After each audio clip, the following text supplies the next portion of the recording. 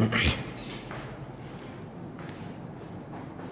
Students, GOC 2 में हम लोग पढ़ रहे थे एसिडिक स्ट्रेंथ, और एसिडिक स्ट्रेंथ में मैं आप लोगों को काफ़ी एग्जांपल्स करवा चुका हूं पिछले वीडियो लेक्चर्स में, जिसमें मैंने आपको सारे फैक्टर्स बताए हैं कि किस तरह के फैक्टर्स एसिडिक स्ट्रेंथ को बढ़ाते हैं या कम कर लेते हैं।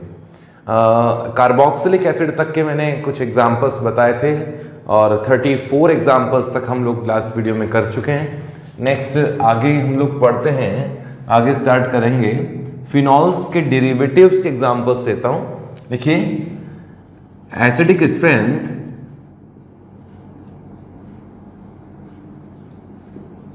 Of phenol and phenol derivatives of phenol and derivatives of phenols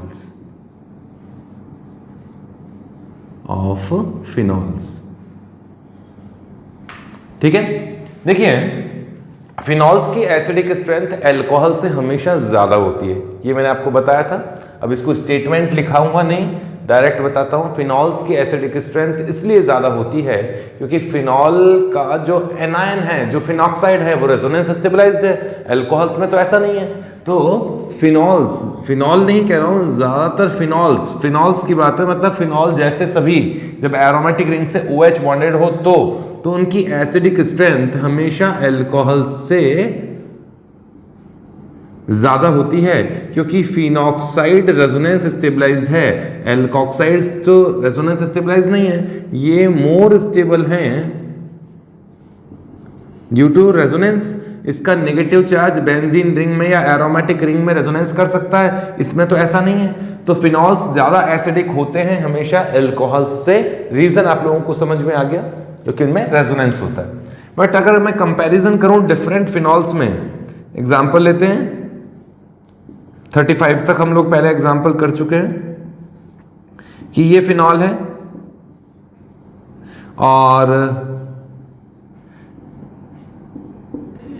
यहां नाइट्रो ग्रुप अटैच्ड है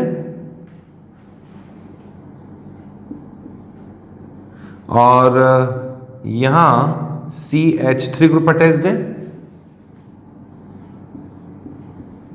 यहां हम लोग साइनाइड रख देते हैं और यहां रख देंगे कोई बढ़िया सा ग्रुप जैसे OMe और लूंगा। एग्जांपल्स तो क्लियर हो जाने चाहिए सभी। इस जगह ले लिया हम लोगों ने फिनॉल की पैरा पोजीशन पे ही एग्जांपल ले रहा हूं अभी। जैसे रख देते हैं OMe हो गया, COOH,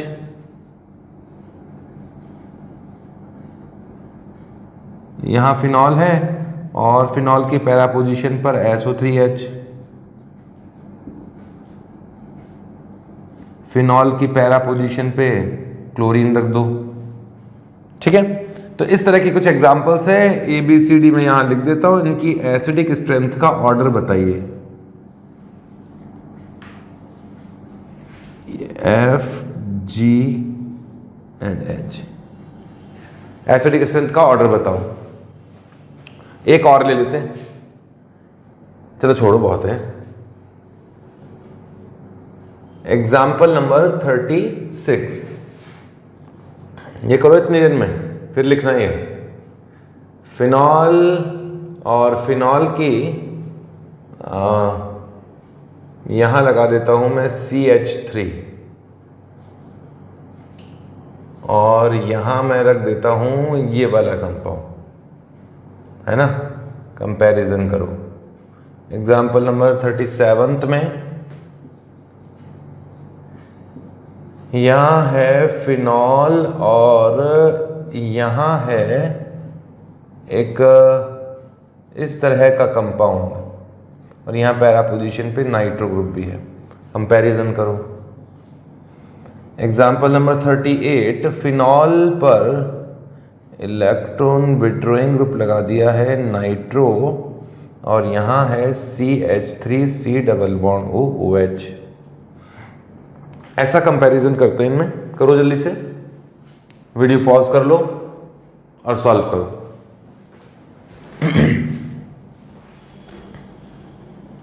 अब मैं करूंगा, मुझे तो करना ही है। क्वेश्चन नंबर एग्जांपल नंबर 37 को देखिए, 35 को देखिए। 35 में हमने को पैरा पे कुछ ग्रुप्स अटैच किए हैं। आपको मैंने बताया था कि पैरा पोजीशन पे अगर कोई ग्रुप हो और वो रेजोनेंस इफेक्ट शो करता है तो उसका इफेक्ट इफेक्टिव होगा पैरा पोजीशन पे। कोई भी ऐसा ग्रुप जो रेजोनेंस इफेक्ट शो कर सकता है वो अगर बेंजीन की ऑर्थो या पैरा पोजीशन पर है तो वो उसका रेजोनेंस इफेक्ट उन ऑर्थो एंड पैरा पोजीशन पे शो कर सकता है। मेटा पोजीशन पर रेजोनेंस इफेक्ट इफेक्टिव नहीं हो पाता है। जैसे नाइट्रो अगर रेजोनेंस करे तो यहां जब H+ निकल जाएगा और O- बनेगा तो O- के साथ ही रेजोनेंस कर सकता है। मैं यहां लिख के बता देता हूं किस तरीके से रेजोनेंस कर सकता है। जैसे O- बना तो ये नेगेटिव चार्ज देखिए इस तरह से रेजोनेंस करेगा, ये O- बनेगा, फिर डबल बॉन्ड आएगा, फिर डबल बॉन्ड आएगा यहाँ पॉजिटिव और ये नेगेटिव चार्ज रेजोनेंस कर लेगा। तो नाइट्रो इसकी पैरा पोजीशन से भी रेजोनेंस कर सकता है ना। रेजोनेंस के लिए ऐसे डिस्टेंस इतना ज़्यादा मैटर नहीं करता है। तो अब आप समझ ही गए होंगे कि अगर एम इफेक्ट लग रहा है, रेजोनेंस इफेक्ट यूज हो रहा है तो हम उसी इफेक्ट का यूज करेंगे। तो नाइट्रो एक -m वाला ग्रुप है, नाइट्रो एक -m इफेक्ट वाला ग्रुप है। इससे लिखूंगा, पेन चेंज करता हूं, कलरफुल, फिजिक्स वाले सर भी करते हैं, ठीक है। -m ग्रुप है। मीथाइल का इनडायरेक्ट हाइपर कॉन्जुगेशन होगा पैरा पोजीशन पर। साइनाइड का -m इफेक्ट होगा। OMe देखिए वो इफेक्ट यूज कर रहा हूं जिसका इफेक्ट ज्यादा होता है। अगर आई इफेक्ट और मीजोमेरिक इफेक्ट में कंपैरिजन किया जाए तो मीजोमेरिक इफेक्ट हावी होता है, ज्यादा इफेक्टिव होता है। तो मैं मीजोमेरिक इफेक्ट की बात करूंगा। फर्स्ट एटम पे लोन पेयर है तो +m होगा। और आपने तो ऑर्डर बता ही दिया, तो आंसर आपका आया है सबसे ऊपर। एसिडिक स्ट्रेंथ कौन इंक्रीज करता है? जिसका इलेक्ट्रॉन विड्रॉ करने की नेचर ज्यादा होगी। तो इलेक्ट्रॉन विड्रॉ करने की नेचर तो सबसे ज्यादा यहां नाइट्रो की है, तो नाइट्रो वाला सबसे ज्यादा एसिड होना चाहिए। आपका आंसर यही होगा कि बी की एसिडिक स्ट्रेंथ सबसे ज्यादा होनी चाहिए, क्योंकि electron withdrawing group, most electron withdrawing group ये है। हालांकि -m तो ये भी है, -m तो ये भी है, लेकिन मेरा आंसर कुछ और है। यहां एसिडिक स्ट्रेंथ का ऑर्डर सबसे ज्यादा एसिडिक होगा G, फिर होगा F और फिर होगा B।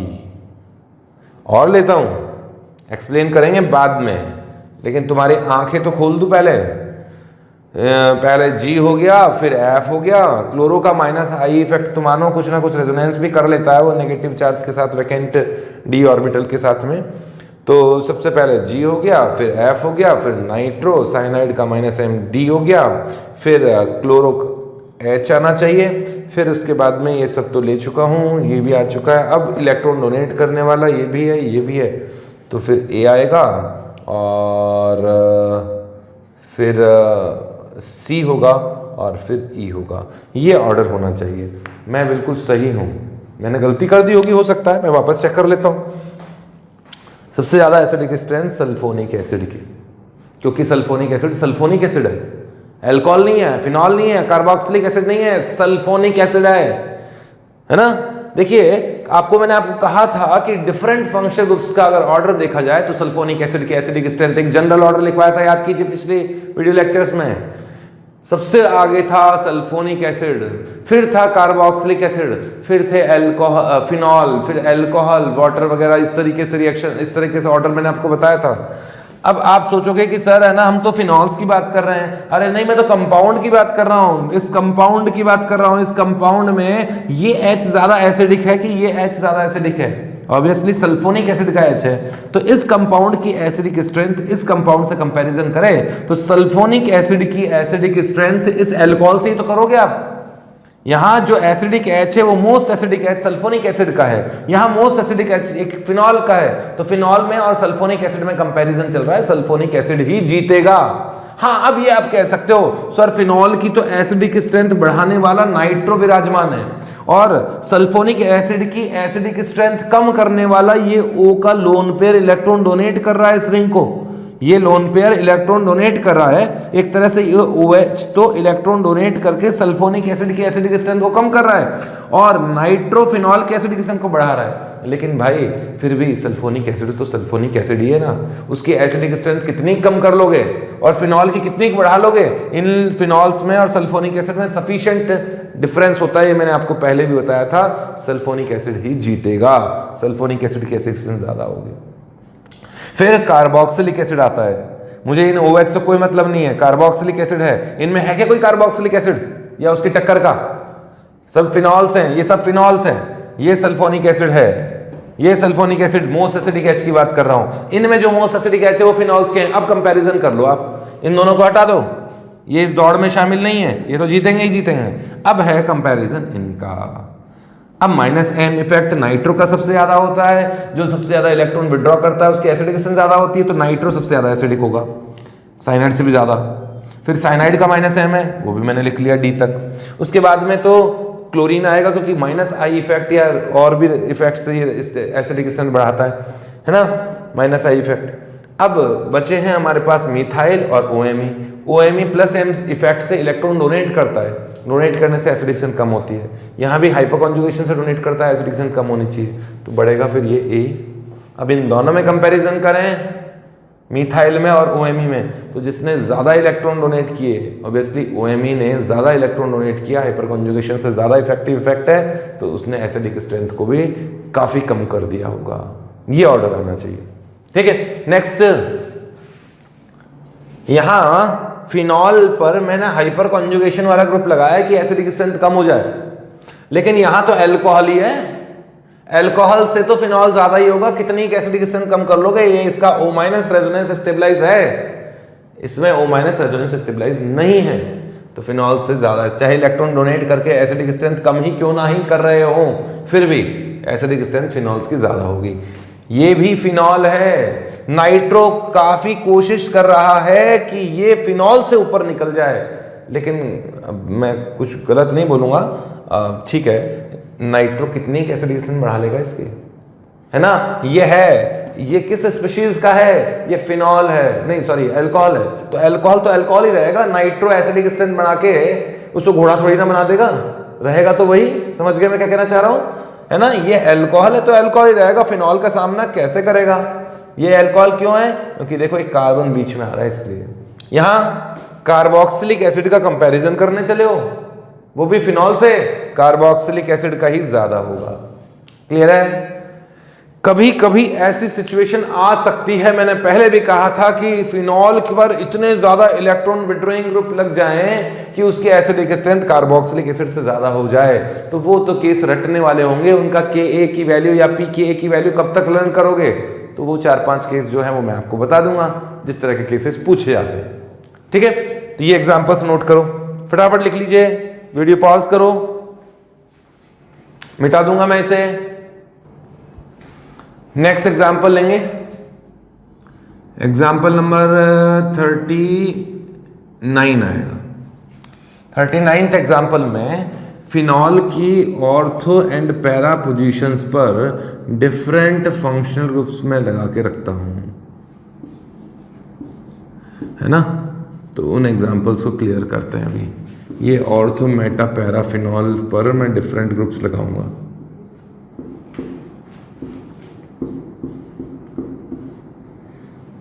और चलो मैं पहले इनकी सभी की स्ट्रक्चर बना लेता हूं, इसको बनाने में काफी टाइम वेस्ट होगा, पहले मैं बनाता हूं स्ट्रक्चर्स। ये मैंने कुछ स्ट्रक्चर्स पहले बना दी, केवल फिनॉल्स बनाए हैं। अब फिनॉल्स की ऑर्थो मेटा पैरा पोजीशन पर डिफरेंट ग्रुप्स लगाकर आप लोगों से ऑर्डर पूछूंगा। तो ऐसा करो, तो पहले तुम लोग थोड़ा गैप देकर, है ना, नीचे ऑर्डर लिखने की जगह होनी चाहिए, थोड़ा गैप देकर इन 43 एग्जांपल्स में पहले तो फिनॉल्स की स्ट्रक्चर बना लो, फिर मैं ग्रुप्स लगाऊंगा इनकी ऑर्थो मेरा पोजीशन पे। तो बनाओ, पहले वीडियो पॉज करके इन्हें बना लीजिए। अब मैं इनका स्ट्रक्चर्स बनाता हूं। फर्स्ट 39th एग्जांपल में इसकी ऑर्थो मेटा पैरा पोजीशन पर मीथाइल ग्रुप रख दिया मैंने, ये रहा मीथाइल ग्रुप, है ना। ये तो पैरा है, ये मेटा है, ऑर्थो, और ये फिनॉल का पी तो रखूंगा नहीं वरना पैरा हो जाएगा, तो नॉर्मल से कर देता हूं, एन से नॉर्मल फिनॉल, नॉर्मल मतलब विदाउट सिंपल फिनॉल। इसमें आपको कंपैरिजन करना है एसिडिक स्ट्रेंथ में, है ना। हिंट मैं दे देता हूं कि मिथाइल ग्रुप हाइपर कॉन्जुगेशन भी कर सकता है, प्लस आई इफेक्ट भी लगा सकता है ना। Hyper conjugation, indirect hyper conjugation effect जहां भी पहुंचता है वो पोजीशंस होती है ऑर्थो एंड पैरा। जितना इफेक्ट ऑर्थो पोजीशन पे हो सकता है उतना ही पैरा पोजीशन पे हो सकता है। ऐसे ही प्लस आई इफेक्ट की बात करूं तो प्लस आई इफेक्ट तो डिस्टेंस पर डिपेंड करता है। डिस्टेंस पे जितना ज्यादा प्लस आई इफेक्ट, जितना ज्यादा पास में होगा प्लस आई इफेक्ट उतना ही ज्यादा होगा। तो प्लस आई इफेक्ट ऑर्थो पे ज्यादा होता है, मेटा पे कम होता है, पैरा पे और कम होता है ना। ये ऑर्डर होता है। अब दिमाग आपको लगाना है। नेक्स्ट लेता हूं मैं, देखिए ध्यान से सुन लीजिएगा। हैलोजेंस अगर फ्लोरीन, क्लोरीन, ब्रोमीन, आयोडीन अगर है और ऑर्थो मेटा पैरा पोजीशंस पर है, ये कितने सारे स्ट्रक्चर में आदि मैंने, ये तो 5, चलो ठीक है, ऑर्थो मेटा पैरा पोजीशंस पर हैं तो हैलोजेंस का आई इफेक्ट कंसीडर करना चाहिए। हैलोजेंस का mainly I effect he consider करना चाहिए, समझ लेना। तो इनके आई इफेक्ट के बेसिस पे कर लेना। आई इफेक्ट ही ज्यादा इफेक्टिव है और इनमें भी हाइपर कॉन्जुगेशन ज्यादा इफेक्टिव है। अगर दोनों में टकराव हो जाए तो हाइपर कॉन्जुगेशन को कंपेयर ज्यादा इंपॉर्टेंस देनी चाहिए। यहाँ प्लस इसके माइनस आई इफेक्ट को देखना, प्लस इसका एम इफेक्ट कंसीडर मत करना। हैलोजेंस के लिए अगर ऑर्थो मेटा पैरा पोजीशन पे फिनॉल है या कार्बोक्सिलिक एसिड में भी आई इफेक्ट कंसीडर करना चाहिए। अच्छा 40 यहां मैं लगा देता हूं OMe ग्रुप। OMe दिखाई तो दे रहा होगा आप लोगों को। OMe मिथॉक्सी ग्रुप रख दिया मैंने, OMe ग्रुप। और ऑर्डर क्या होगा इसका, जो लॉजिकल कॉन्सेप्ट है, वैसे तो कुछ जगह एक्सपेरिमेंटली pKa की वैल्यू एग्जैक्ट मतलब अप्रॉक्सीमेट सेम सी आ जाती है, बट लॉजिकली ढंग से आप लोगों को ये क्वेश्चन सॉल्व करना है।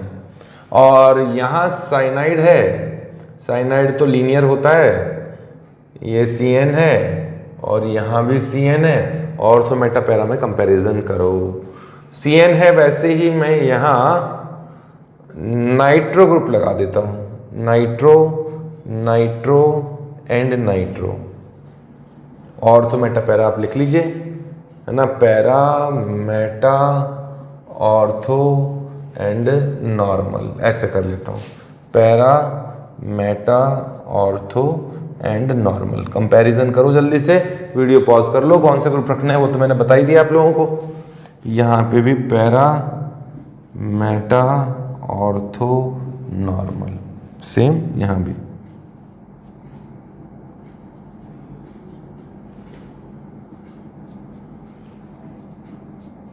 ठीक है, बनाओ चलो, और ऑर्डर भी लिख लो।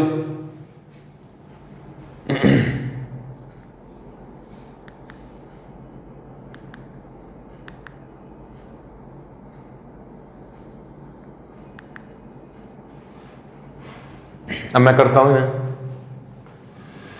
देखिए methyl hyper conjugation effect ortho पे जितना होता है उतना ही पैरा पर होता है। तो पैरा पोजीशन से हाइपर कॉन्जुगेशन काम कर सकता है ना। ये लेते हैं, पैरा पोजीशन पर हाइपर कॉन्जुगेशन इफेक्ट अप्लाई होता है। यहां ऑर्थो पोजीशन है, वहां पर भी हाइपर कॉन्जुगेशन अप्लाई होता है। सही है। अच्छा, ऑर्थो पोजीशन पे आई इफेक्ट मैंने बताया, आई इफेक्ट ऑर्थो पोजीशन पे ज्यादा होगा, ज्यादा इलेक्ट्रॉन डोनेट कर सकता है यहां से, पास में है ना। तो आई इफेक्ट यहां सबसे प्रभावशाली, मतलब सबसे ज्यादा इफेक्टिव होगा। यहां हाइपर कॉन्जुगेशन कंपैरेटिवली वीकर होगा और पैरा पोजीशन पे हाइपर कॉन्जुगेशन नेग्लिजिबल होगा क्योंकि डिस्टेंस काफी बढ़ गई है। तो आप समझिए हाइपर कॉन्जुगेशन भी इलेक्ट्रॉन डोनेट करने वाला इफेक्ट है और आई इफेक्ट भी इलेक्ट्रॉन डोनेट करने वाला इफेक्ट है। और जो इलेक्ट्रॉन डोनेट करने वाले इफेक्ट होते हैं वो एसिडिक स्ट्रेंथ डिक्रीज करते हैं क्योंकि एनायन की स्टेबिलिटी को डिक्रीज करते हैं। तो एसिडिक स्ट्रेंथ तो ये भी डिक्रीज कर रहा है, ये भी डिक्रीज कर रहा है, ये भी डिक्रीज कर रहा है। तो सबसे ऊपर कौन चला गया? एन की एसिडिक स्ट्रेंथ सबसे ज्यादा होगी। ठीक है। अब हाइपर कॉन्जुगेशन यहां भी है, यहां भी है, ये दोनों ज्यादा इफेक्टिव हैं और ज्यादा इलेक्ट्रॉन डोनेट कर रहे होंगे तो एसिडिक स्ट्रेंथ को भी काफी कम कर रहे होंगे। तो फिर इसके बाद में आएगा मेटा। अब इन दोनों में हाइपर कॉन्जुगेशन तो इक्वली इफेक्टिव है ही, आई इफेक्ट ज्यादा है, यहाँ थोड़ा सा गड़बड़ कर दिया मैंने, है ना, ये प्लस आई इफेक्ट है, माइनस कहाँ से लगा दिया, प्लस आई इफेक्ट। हाँ वापस करता हूँ, चलो उसी कारण गड़बड़ नहीं हो गई वो। हाँ सबसे ऊपर तो ये होगा ही होगा, सारे के सारे इलेक्ट्रॉन डोनेटिंग इफेक्ट है। फिर हाइपर कॉन्जुगेशन ने इन दोनों में ही एसिडिक स्ट्रेंथ डिक्रीज की होगी तो मेटा पोजीशन पे आया होगा, यही होना चाहिए था। फिर हाइपर कॉन्जुगेशन तो दोनों में इक्वली इफेक्टिव है, यहाँ हाइपर प्लस आई इफेक्ट ज्यादा है, प्लस आई इफेक्ट ने एसिडिक स्ट्रेंथ को डिक्रीज किया, यहाँ इतना डिक्रीज नहीं कर पाया, तो पैरा का ज्यादा होगा, ऑर्थो का सबसे कम होगा। ये ऑर्डर होगा एसिडिक स्ट्रेंथ का। हेलोजेंस वाले केस में क्लोरीन का माइनस आई इफेक्ट यहां ज्यादा इफेक्टिव होगा, यहां थोड़ा कम इफेक्टिव होगा, और इस पोजीशन पे काफी कम इफेक्टिव होगा। इस कारण से ऑर्डर में ऑर्थो सबसे ऊपर होता है, फिर मेटा, फिर पैरा, और minus I effect acidic strength बढ़ाता है ना, डिक्रीज करता, इंक्रीज करेगा, और प्लस आई इफेक्ट डिक्रीज करेगा, तो फिर आना चाहिए नॉर्मल। ये एसिडिक स्ट्रेंथ का होगा। नेक्स्ट मीथॉक्सी ग्रुप के बारे में बात करते हैं। ओएमई ग्रुप क्योंकि फर्स्ट एटम पर लोन पेयर है तो ये प्लस एम इफेक्ट है, और ऑक्सीजन का माइनस आई इफेक्ट भी होता है। ओएमई का प्लस एम इफेक्ट भी है, माइनस आई इफेक्ट भी है। प्लस एम इफेक्ट तो ऑर्थो एंड पैरा पोजीशन पे इक्वली इफेक्टिव होगा, तो ये रही पैरा पोजीशन, इस जगह प्लस एम इफेक्ट होगा। ये रही ऑर्थो पोजीशन, इस जगह भी प्लस एम इफेक्ट होगा, इक्वली इफेक्टिव होगा। नेक्स्ट अगर आई इफेक्ट की बात करें तो माइनस आई इफेक्ट भी तो होगा कुछ ना कुछ, तो माइनस आई इफेक्ट यहां ज्यादा होगा क्योंकि ऑर्थो पोजीशन पे माइनस आई इफेक्ट ज्यादा होता है, मेटा पोजीशन पे माइनस आई इफेक्ट कम होता है, और पैरा पोजीशन पे तो नेग्लिजिबल हो जाता है।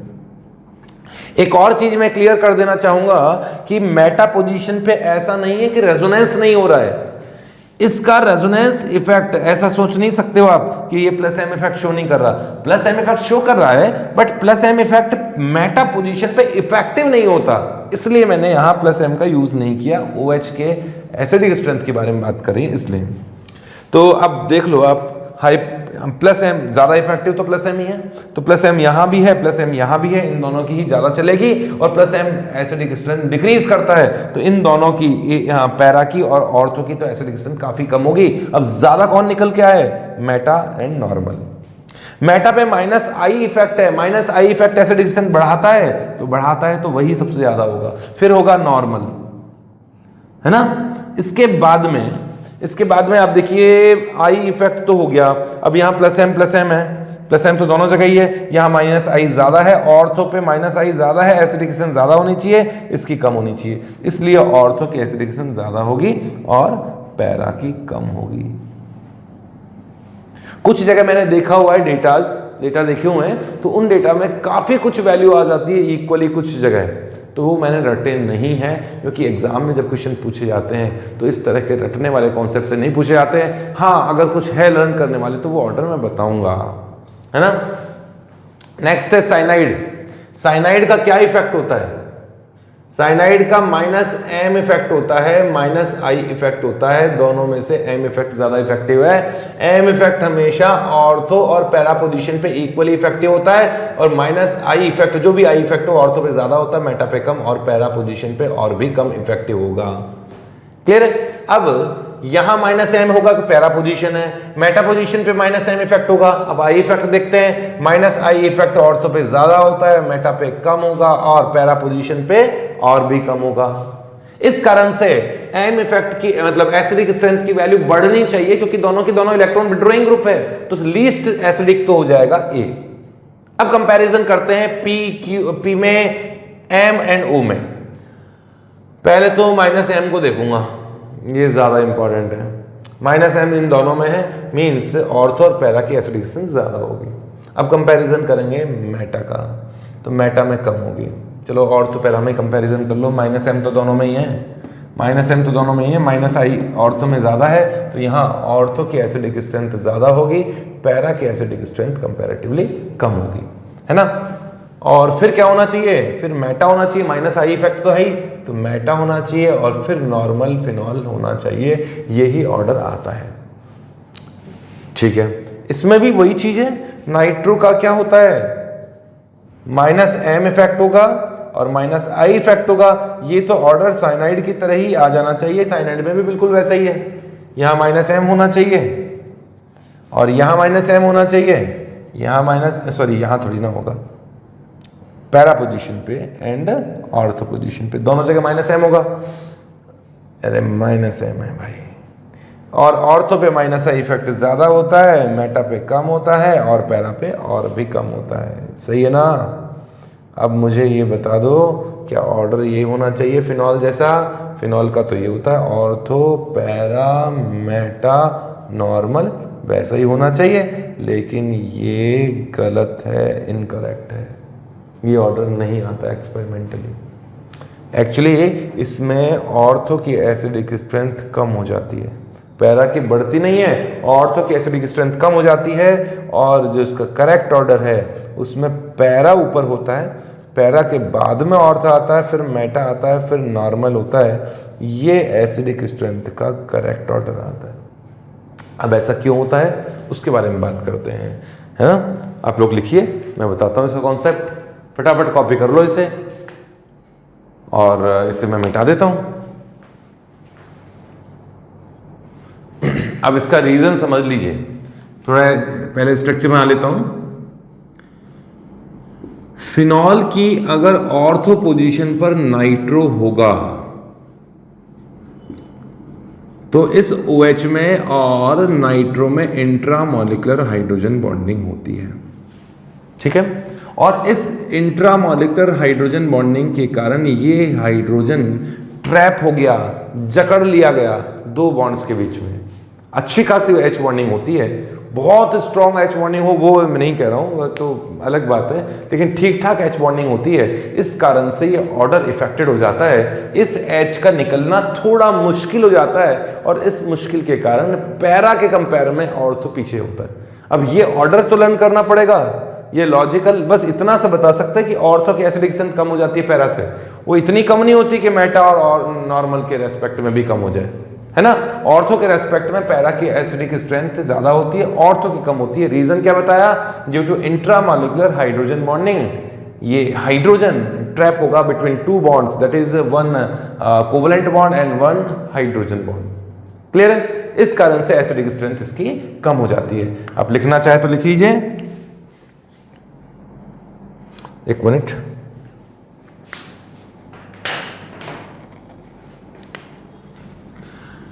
लिखिए, due to intramolecular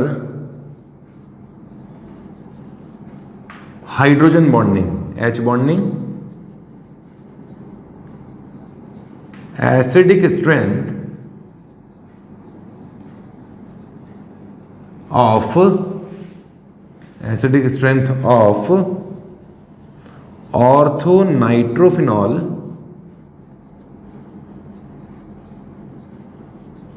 is lesser than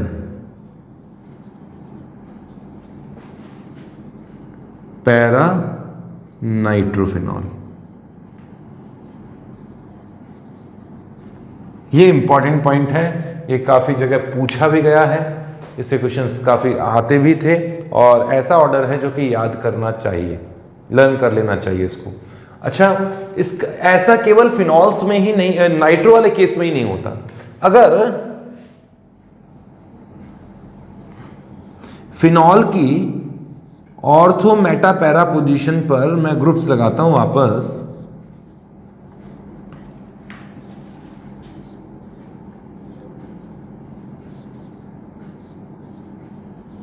अगर फिनॉल की ऑर्थो मेटा पैरा पोजीशन पे कोई ग्रुप अटैच्ड है, मैं केवल एक जी ग्रुप से रिप्रेजेंट कर रहा हूं कि एक जी ग्रुप है, और ये ग्रुप्स, ये तो हो गया पैरा, ये मेटा, ये नॉर्मल, सॉरी ये ऑर्थो और ये नॉर्मल, और अगर ये group F G group equals to nitro हो, या फिर एल्डिहाइड हो, या फिर कीटोन हो, या फिर C double bond O OR हो, इन सभी केसेस में ऑर्डर यही आता है नाइट्रो वाला। मतलब एसिडिक स्ट्रेंथ का ऑर्डर जो आएगा वो पैरा के ज़्यादा होगा, फिर ऑर्थो का होगा, फिर मेटा का होगा और फिर नॉर्मल का होगा, यही होगा। और इन सभी का रीज़न क्या है कि इसके ऑर्थो में इंट्रा मॉलिक्यूलर H बॉन्डिंग होती है, H बॉन्डिंग होगी। अब क्या केस उठता है कि अगर नाइट्रो की जगह, जैसे अभी कुछ देर पहले अपन लोगों ने OH और यहां OCH3 लिया था, तो क्या उसमें इंट्रामोलिकुलर हाइड्रोजन बॉन्डिंग नहीं हुई थी? क्या वहां भी हुई थी, लेकिन थोड़ी कमजोर थी, आसानी से टूट गई और इफेक्ट ज्यादा हावी हो गए इस हाइड्रोजन बॉन्डिंग पर। हाइड्रोजन बॉन्डिंग ने इतना इफेक्ट शो नहीं किया, इस कारण से वहां जो ऑर्डर था नॉर्मल फैक्टर्स के बेसिस पे सही आ रहा था, है ना। और वो क्लोरो वाला केस भी था, क्लोरो में तो H बॉन्डिंग थी लेकिन इतनी स्ट्रांग नहीं थी, इसलिए वो आसानी से टूट जाती है। और इन फैक्टर्स में, इन एग्जांपल्स में वो फैक्टर कंसीडर नहीं करना है। क्लियर है? लिखो जल्दी से, इसे मिटाता हूं। एक और एग्जांपल लूंगा मैं, इंपॉर्टेंट एग्जांपल है, मतलब आना तो चाहिए हमें। एग्जांपल नंबर 44 होना चाहिए। आप लोगों ने alpha naphthol and beta naphthol का स्ट्रक्चर तो पढ़ा ही होगा। ये रहा अल्फा नेफ्थॉल और ये रहा बीटा नेफ्थॉल, ये रहा इसका बीटा नेफ्थॉल। ये OH यहां होता है इसमें। Alpha naphthol and beta naphthol,